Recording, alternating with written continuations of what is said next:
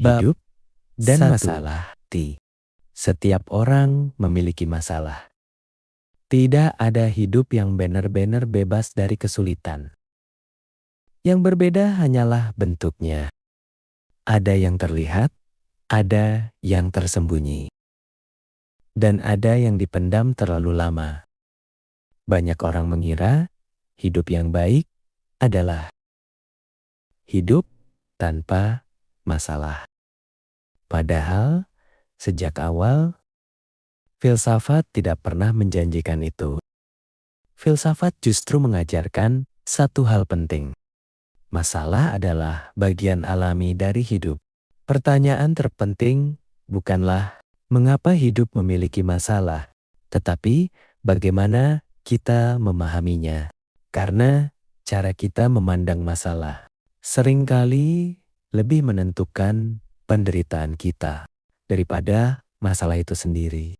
Video ini bukan tentang motivasi singkat, ini adalah perjalanan pemikiran tentang hidup, tentang penderitaan, dan tentang makna di balik semua kesulitan yang kita alami. Mengapa hidup tidak pernah bebas dari masalah? Filsuf Yunani kuno menyadari bahwa hidup selalu bergerak antara keinginan dan kenyataan. Kita menginginkan kenyamanan, kepastian, dan kebahagiaan. Namun, kenyataan seringkali memberi sebaliknya. Masalah muncul karena ada jarak antara apa yang kita harapkan dan apa yang terjadi. Semakin besar jarak itu, semakin besar penderitaan yang kita rasakan. Arthur Schopenhauer mengatakan bahwa hidup berayun antara penderitaan dan kebosanan. Ketika kita kekurangan, kita menderita. Ketika keinginan terpenuhi, kita merasa hampa. Masalah bukan kesalahan hidup. Masalah adalah konsekuensi dari kesadaran manusia yang selalu menginginkan lebih. Penderitaan bukan kutukan. Banyak orang memusuhi penderitaan. Mereka ingin menghindarinya dengan segala cara. Namun, filsafat melihat penderitaan sebagai guru yang keras, tetapi jujur. Tanpa penderitaan, manusia tidak akan bertanya. Tanpa pertanyaan, tidak ada pemahaman. Dan tanpa pemahaman, hidup hanya berjalan secara otomatis.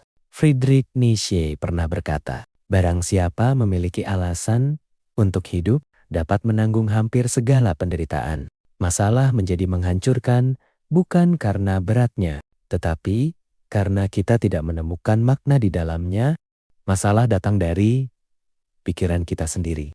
Seringkali kita menyalahkan dunia, orang lain, atau keadaan. Padahal sebagian besar konflik terjadi di dalam pikiran kita sendiri. Kita menderita bukan hanya karena kehilangan, tetapi karena penolakan kita terhadap kehilangan itu. Kita menderita bukan hanya karena kegagalan, tetapi karena kita menilai kegagalan sebagai akhir segalanya. Stoikisme mengajarkan bahwa masalah tidak selalu berasal dari peristiwa, tetapi dari penilaian kita terhadap peristiwa tersebut.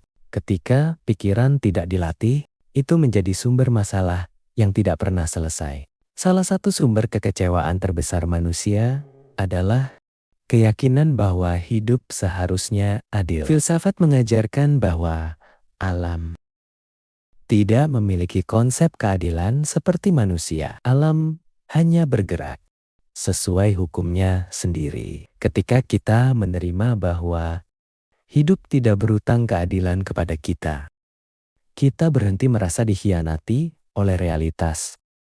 Penerimaan ini bukan kelemahan, justru disitulah ketenangan banyak orang menyatu dengan masalahnya. Mereka tidak lagi berkata, aku sedang mengalami masalah, tetapi aku adalah masalah. Filsafat eksistensial mengingatkan bahwa manusia lebih besar daripada peristiwa yang dialaminya. Masalah tidak mendefinisikan siapa dirimu, kecuali jika kamu membiarkannya. Banyak masalah terasa lebih berat karena kita menjalaninya sendirian. Meski dikelilingi banyak orang, jangan lupa subscribe, like, dan komen untuk menyemangati kami.